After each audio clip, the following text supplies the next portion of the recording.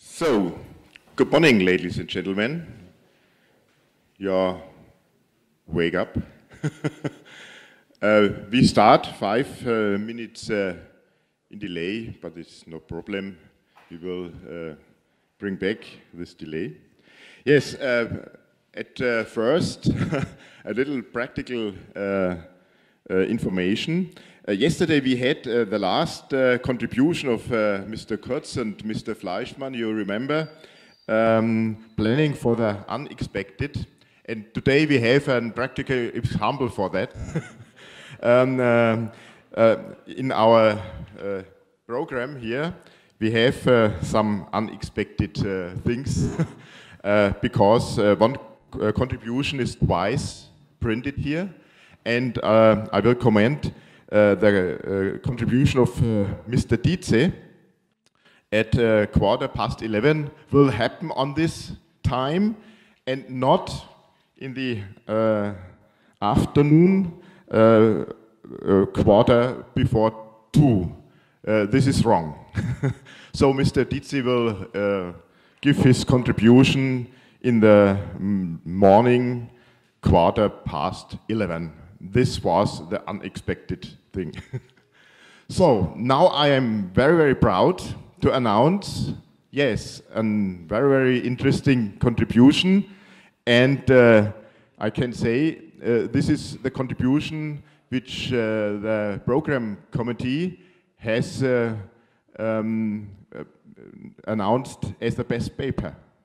And the printed paper is excellent, and now we are very, very keen on this to hear your contribution. I will announce Mr. Hirsch and Dr. Greiner, sorry, from the Schwäbisch Hall. And I think you will talk about some things of the company, and then we will hear your best paper. Thank you very much. Please come in.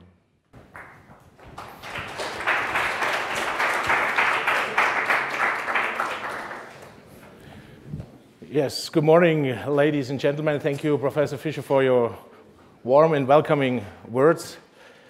Dr. Greiner and me, we are employees of the Bausparkasse Schwäbisch Hall, and we are going to take you on a some strange path, bringing together or trying to bring together the innovation management process, which is an open innovation management process of the Schwäbisch Hall Group, and the S-BPM concept, which is the topic of this conference. We try to contribute by using qualitative research method in the analytical part of the S-BPM concept by listening to the voice of the community in the social media-driven open innovation management process in our company, and we are trying to transfer this concept to the financial service industry itself. First, we start with a very quick introduction of our company and our inspiration. What brought us to think about open innovation in this direction? And we'll give you a very quick background of what the concept in general is all about. Then we are going to tell you about our practical challenges and some research questions.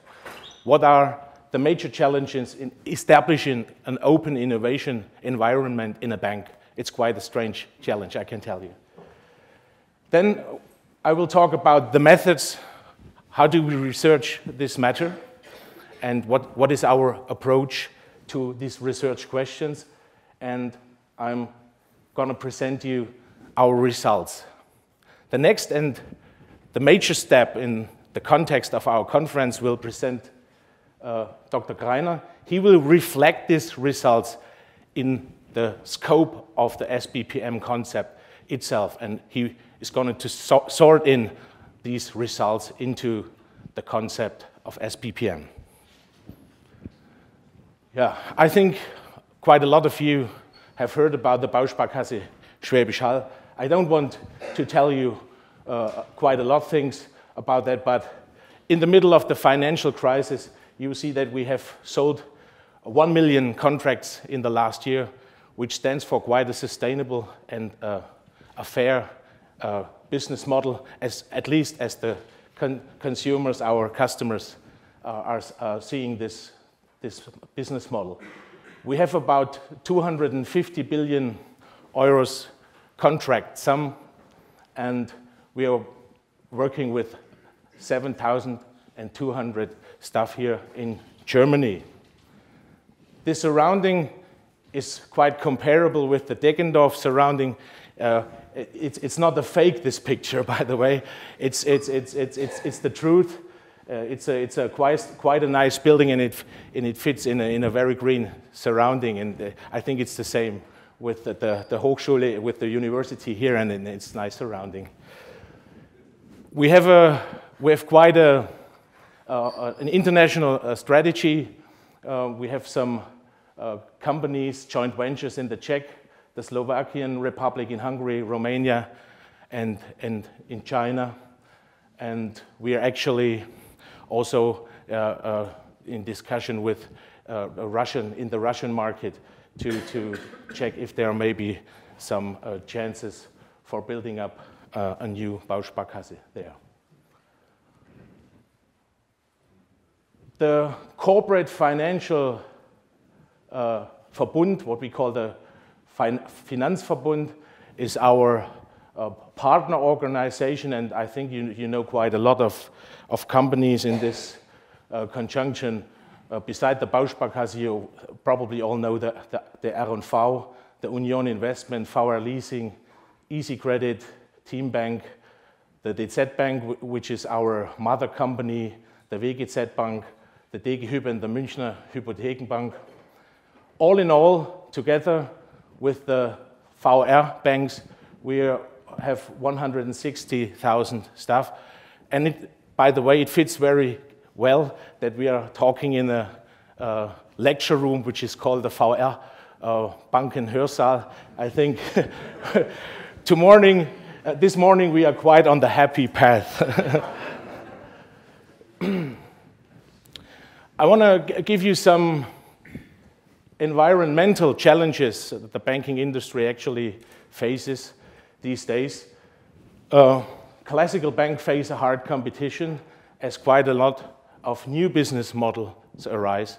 We have non and near banks, such as, for example, the Volkswagen Bank, and we have quite innovative new business models like Smava, for example, or Aux Money, where people lend each other via internet platforms money without any bank, and this is quite a bit frightening for classical business models.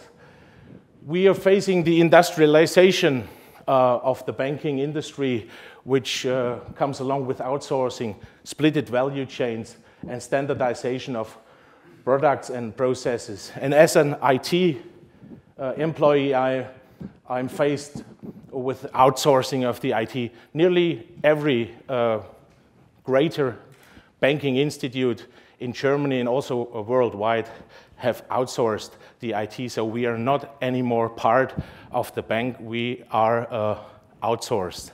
So this is for innovation management, where innovation happens between the business and the IT side, for example. It is quite a big challenge. And of course, we also face shorter technology life cycles. We have an exponential growth of available technologies and high expectations of today's customers, such, for example, by technologies like web-based payment procedures. So all in all, what we are looking for is an innovation process which delivers the right innovation to support business innovation and new business models.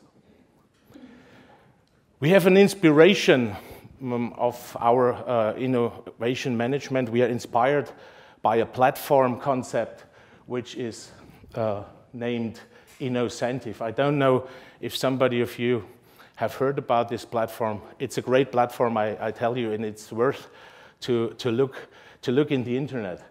Quite a lot of industrial and pharmaceutical companies use this platform to put their innovation challenges there, to present it to many, many solvers all over the world. I'm also a solver on this platform, but not to really solve these problems because I'm just a silly IT guy, but just to look up what happens there, and it's tremendous what happens there. As you can see, quite a big amount of money is set to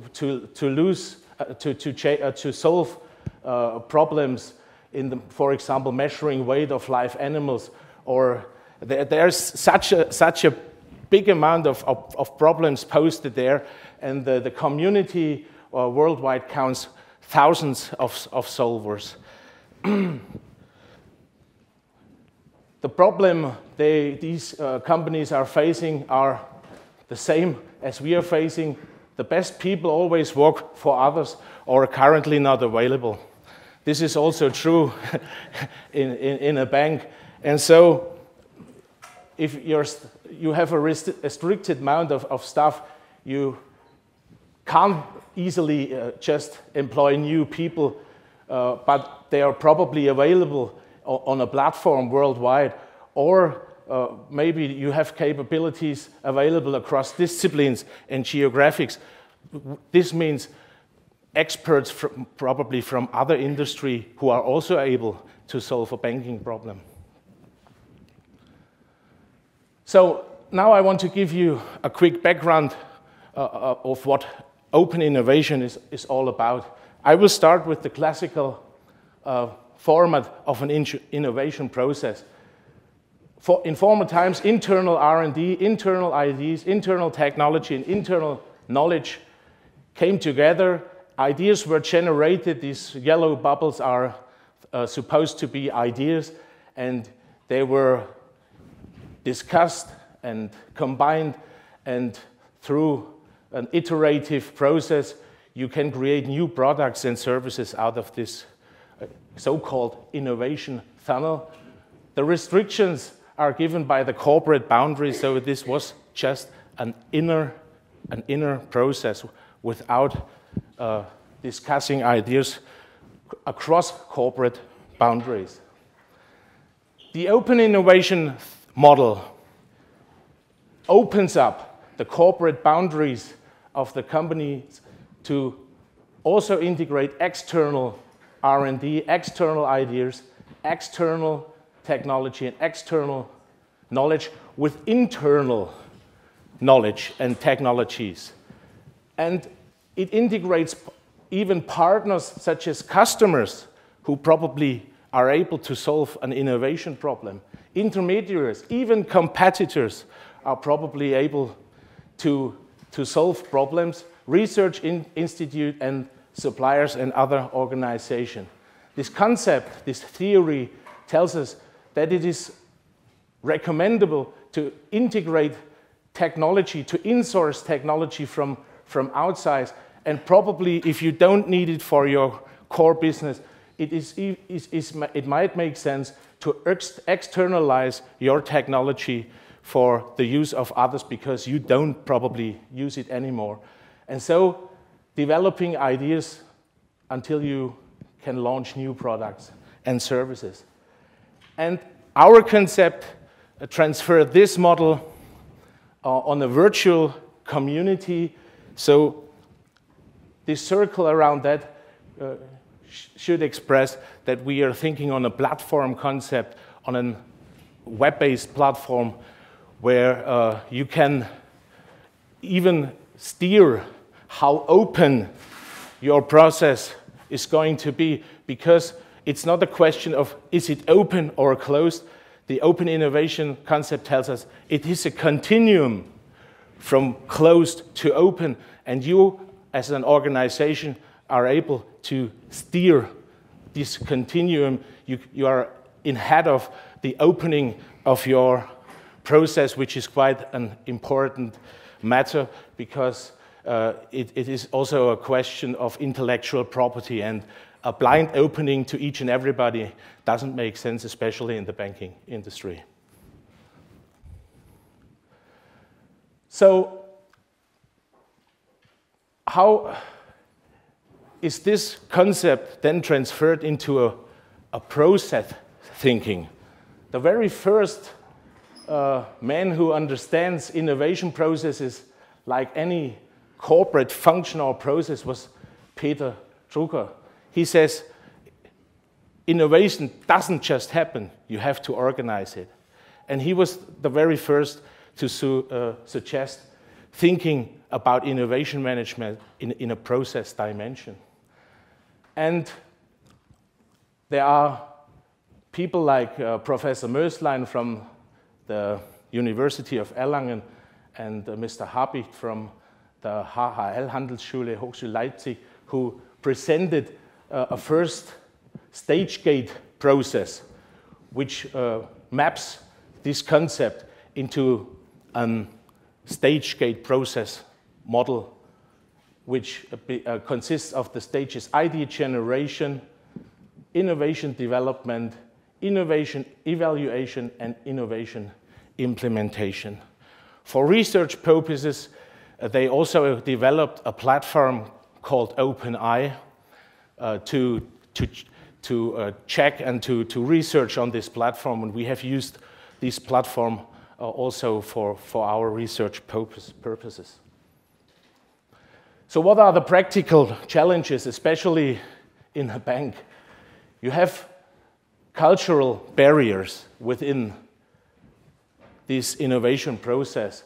There are cognitive, behavioral and institutional barriers which are also presented and researched in research literature. And you have a lack of acceptance. Our first tests with such a concept were not very successful, to be very honest, because it's people, they firstly are very impressed by the concept, but over the time they feel uncomfortable, they feel unsecure, and they doubt about the concept. And we then have thought, what is to do to bring such a concept further? And so we have asked our question, which roles have to be installed or considered to keep innovation going without losing control of the innovation process? It's very important to tell the management that this is not a fun platform for our employees. So they must feel that the direction of this innovation process could be steered in some respects. And on the other hand, the participants, they want to feel free. So this is a matter to be balanced. And in this conjunction, the next question is, what would be an appropriate and supportive role behavior of the particular roles? And you see, now we are coming to the vocabulary of S-BPM step by step. But it is important to know how people, and especially management people, should behave on such a platform so that the participants feel free and are able or willing to participate any longer. So from a management point of view, we have a third question, which is dealing with the S-BPM concept itself. It is the question, could the S-BPM lifecycle build a holistic framework for the innovation management process as one business process amongst others? And the last part of the sentence is quite important. We don't want a different framework for each process in a company. This is a general goal. So the innovation management process typically has its own existence. It is seldomly compared with other processes, and it is not understood like one process which is managed under a common framework. So we tried to ask, could the S-BPM lifecycle consisting of analysis, modeling, validation, optimization, organizational implementation, IT implementation, and operations and monitoring. Could that be a concept for this kind of process?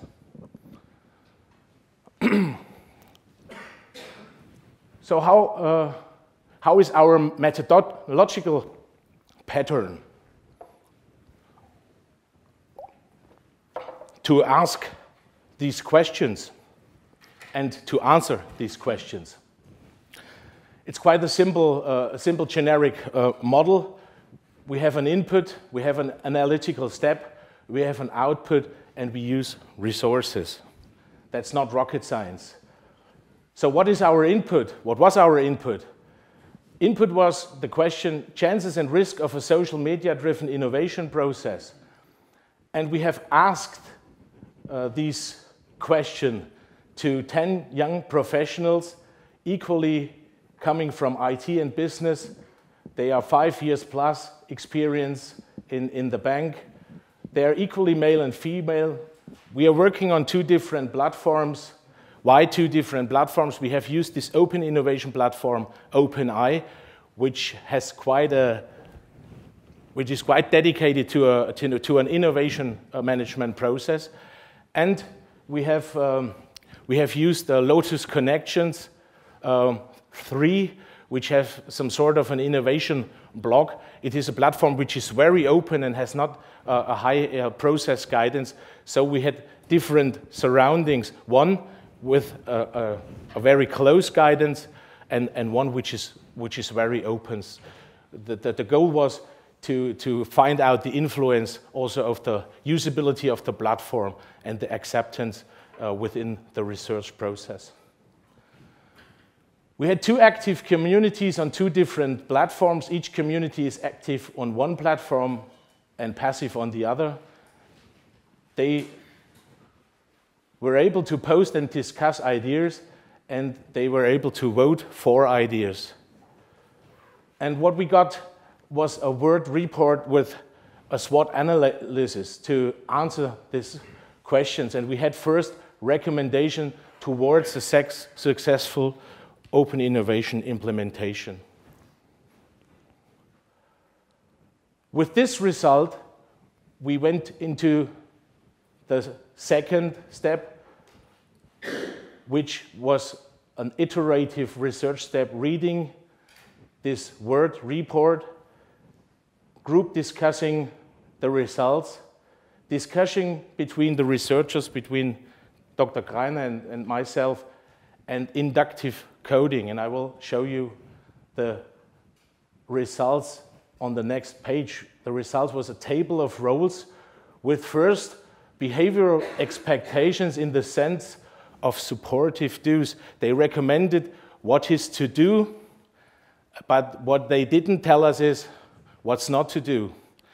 And this was the reason to go a step further. The result, the first result was an identified role. In this example, a top manager. We had an explanation why we think the community tells us to why we need this role. We have examples from data, and we had a derived behavior.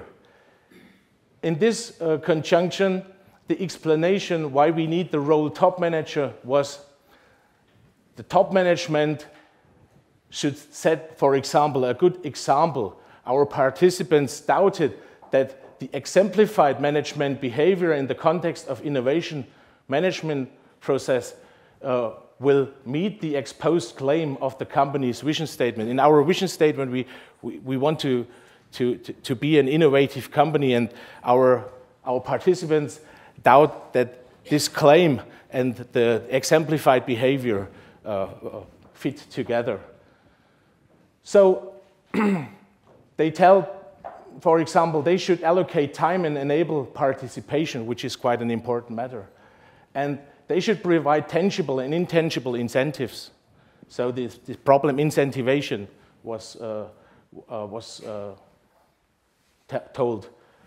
Management has to set a good example, create a space which is free of hierarchy, also a very important matter, especially in the banking industry. We are still a very classical and hierarchical business model. So this cooperation beyond or across any hierarchical barriers is not the typical case within banks. And so we derived an expected behavior which tells us what are the expectations of the community towards this role. The next step we carried out was in-depth interviewing. We carried out 3 in-depth interviews. The first 2 to test our questions first. We have derived these questions from a literature review dealing with barriers in the innovation process. So these barriers gave us hints how to ask questions, and we wanted to know how might participants be discouraged in the community process. So to find out what are the don'ts in respect to the behavioral expectations. And we then carried out some additional inductive coding. The output was an improved table of roles and behavioral expectations in the sense of supportive do's and unsupportive don'ts. And this was, this is shown by the coding process shown here. Here, I think it is not surprising. It's just a transcripted interview. And we worked out some barriers, some difficulties, and these, and we highlighted this with different colors. And these topics were repeated and repeated during these interviews, and then worked out as our coded items. So in the next step, we integrated these aspects in a third inductive step, where we then derived the expected behaviors to then identify, to think firstly in direction of the S-BPM concept. Yes, these expected behaviors were then written down to be able to identify the information and communication behavior in terms of a later IT implementation. So the output of step 3 have been then an improved table of roles, the behavioral expectations in the sense of supportive do's and unsupportive don'ts, and an S-BPM conform information and communication behavior. So now we are here, and I will give you some feeling of the results. It's just an extract up to here. I have told something about the role management promoter and about its expected behaviors. Of course, we had identified a role moderator. He should act as a change agent, integrating new people and new knowledge in the community, but also determining rules of the game together with the role cultural supporter. And he keeps the discussion going. There must be a process and platform maintainer administrating the platform, integrating cool apps into the process. This is what the community expects. He provides training about the platform as well as train-the-trainer sessions, for example. We need an innovation manager who provides innovation challenges, for example, organizes and allocates first resources, communication in a professional way about the process in all stages and about the decision made. The community wants transparency about the decisions. They don't want to let them be steered without any communication. So if ideas, for example, are parked or not considered anymore, they want exactly know why. Why? We have brought in ideas, and now why are these ideas not important anymore? A very important expectation. So also very important seemed the role cultural supporter. He should determine and monitor cultural rules, and he interferes in situations of rule violation. As you can imagine in banks, the problem of data protection and also of the council, the workers' council, is quite an important matter. And so they want to ensure that, for example, rules and matters of data protections are discussed with a cultural supporter who optimally comes probably from the workers' council. And last but not least, the innovation community participant is the most important role. As he or she discusses ideas, responds to ideas, posts new ideas, or proposes new participant, he or she are the lively tributors to the community. So this have been the results and the research process so far, and now I hand over to Dr. Greiner. He will tell us how and why these findings and these research methods fit very well into the S-BPM concept. Okay. Thank you, Jürgen. Well, Mr. Fischer, Mr. Schneeberger, ladies and gentlemen, good morning also from my side. Well, now it's my turn to reflect the results in the light of S-BPM, and I would like to come up with some common aspects we can derive so far. So we have an open innovation management process which is mainly based on communication flow instead of a control flow. Coordination is done via message exchange, and the center of all activities is the subject and its behavior or its expected behavior. And if we now take a closer look to the characteristics of S-BPM, we find, okay, we have a subject, which is an active participant, which might be an instance of a role. Messages are sent to synchronize these activities, and subjects are carrying out some activities as internal actions, and we have a behavior which can be described by sending and receiving messages. And the objects they are dealing with are being modified according to the payload of the message. And our challenge now was to bring these two aspects together, our findings and the S-BPM concept. And if we can map these two aspects, or these aspects to the S-BPM concept, then we have shown that qualitative research method, as announced by Jürgen Hirsch, are highly appropriate to be used in the analysis phases within the S-BPM concept, and to design these kind of processes, an open innovation management process within the S-BPM concept. And we performed the mapping with two steps now. The first step is to map the identified roles to the S-BPM roles with respect to the organizational representation of this role. And as we have heard from Mr. Hirsch, we have the governor, who is mainly a member of the top management. They are usually in charge of general setup, governance, and compliance. And our suggestion is to map the role top management and also the role innovation manager to this S-BPM role. So then we have the facilitator, which is mostly a project manager, a coach, or an organizational developer. They are heavily in charge for communication with stakeholders and within the communities.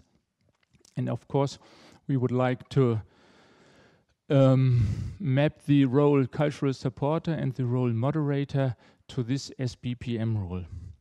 Then we have the actor, who are specialized employees, and they are of course in charge for the work result, and we would like to map the innovation community participant to this role. And last but not least, we have the expert, which might be an IT architect, a consultant, or a database architect, or an administrator. They are in charge of knowledge providing and supporting the actors, and we would like to map the process and platform maintainer to this role. So the second step now is to map or to align these roles with the SPO schema, which is inherited in the S-BPM concept, because it's quite near to natural language. So, and as we have seen, we have some do's and we evaluated some do's and don'ts, which are describing the expected behavior, and we just put this, or we just map these hints which the employees gave us to the predicate, and so the governor, or the instance of the governor, which is represented by the management promoter, should be visible in the community.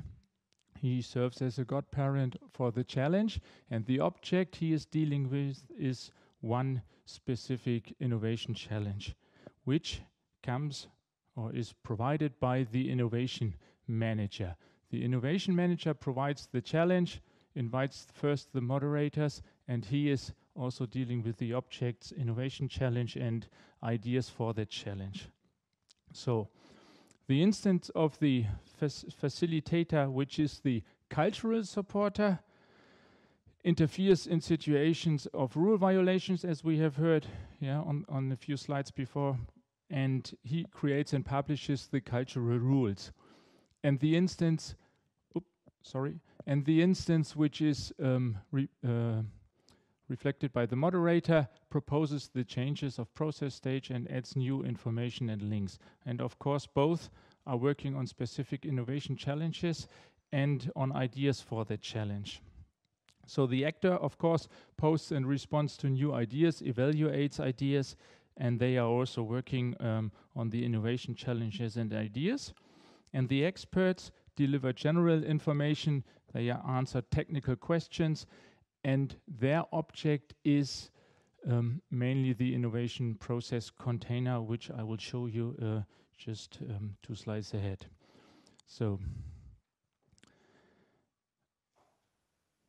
now that we have finished phase 1, we can state that we have identified the roles, the business process, the potential information and communication behavior, and we have especially also evolved our business objects we would like to work on.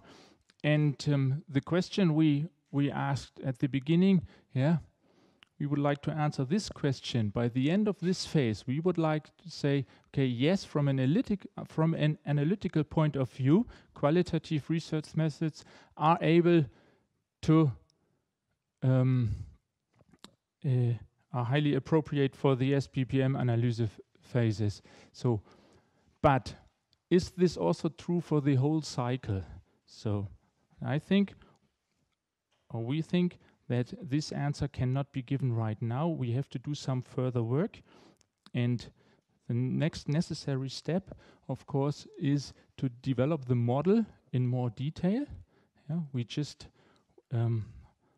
have to, according to the concept of S-BPM, we have to thank you. We have to draw some subject interaction diagrams and behavior diagrams. We have to evolve the different process states, and the main task, of course, will be to evaluate the payload of the exchanged messages. So then we developed this rough model, and the center of this rough model is the platform, the container, where all the messages are being propagated and exchanged. So this is the platform where the innovation manager can provide the challenges, where the facilitator proposes these process stages, and where the actors can post and respond to ideas. And this is the platform which is being maintained by the expert. And of course, this is only a rough model. This has to be detailed within the next steps. And our next necessary step would be to assume that this model has been has been derived in a more detailed way, and of course we have to validate the model. And to validate the model, we would like to workshop with all the identified roles. We would like to replay the process, and we of course have to verify the payload and the different process states, so that we then finally, after finishing this phase, can answer the question, could the S-BPM lifecycle build a holistic framework for the innovation management process in total? And we believe that after this step, yeah, we can give this final answer, and if the answer is yes, we think that a major contribution to the modeling of the innovation process has been made by this concept. Thank you very much.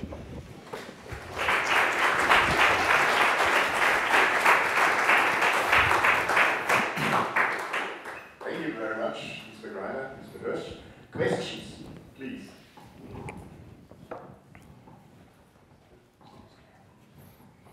Yeah, thank you very much. As I feel somehow responsible for the roles in S-BPM, because I think I termed them. So my question is, did you map the behavior of this facilitator and governor to the internal roles you had already? For example, enhancing the behavior diagram of a line manager or of a product manager to the management activities you addressed in the innovation cycle. And secondly, did you align this four-stage process from innovation management to the life cycle? Since I think that might be useful to intertwine the phases with modeling and optimization. The life cycle of S-BPM is not understood as an isolated life cycle, so you should have some connections to your innovation life cycle, as far as I understand. Okay, to answer the first half of the question, it's no. We haven't done that because we actually are, in our company, we don't live a process management framework yet. So we try to answer the question, is innovation management appropriate for S-BPM? And we think that S-BPM, for example, is also appropriate for quite a lot of other processes, especially IT processes, which are communication and knowledge intensive. So our approach is from the inner to the outer circle and then back. And the second one, could you please, it's the mapping of the process to the whole framework, is it? Yes. No, we haven't done that so far.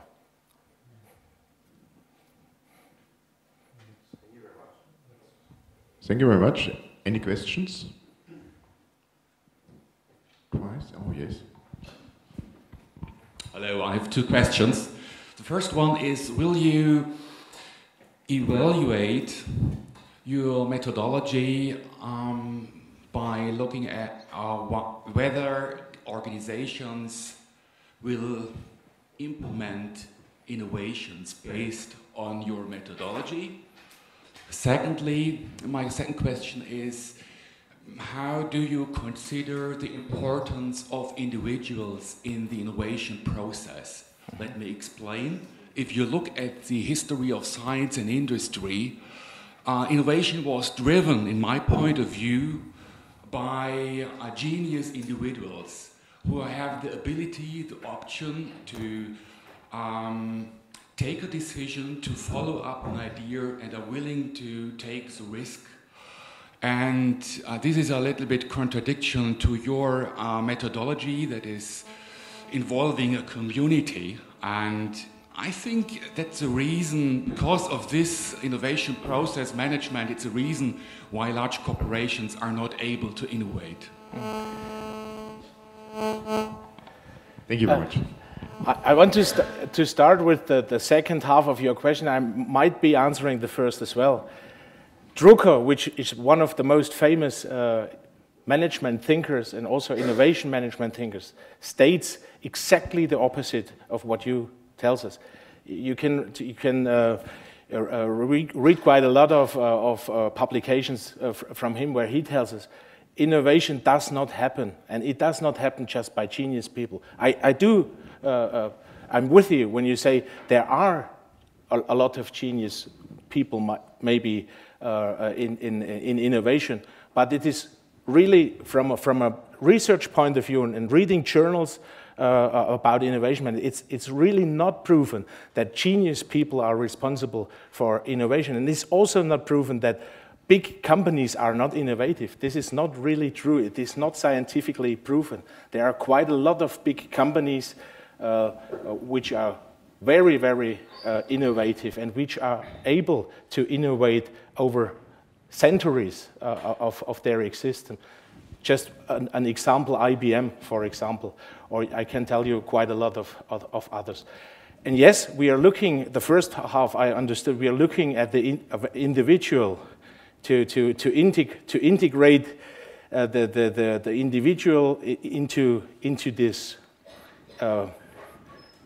biosphere of innovating by in-depth asking how and when are you able to create, for example, new ideas, and what are the preconditions for you to come into a community which is not a self-understanding act to go and to communicate and to work together and collaborate with other experts.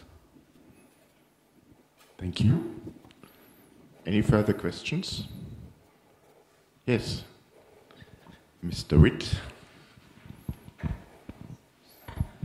So I have one question. Yesterday evening we had an interesting talk about gamification and motivation. What is your approach to motivate your employees to take part or to be active in a community? So did they get any incentives? Do they get, I don't know, Bausparkasse for free or something like that? Thank you, Mr. Witt. Great question, great idea, by the way. To be honest, this is also a research topic, and I tell you how we will research in this direction. There are quite a lot of researched motivational factors, such as social motives, intrinsic and extrinsic motives.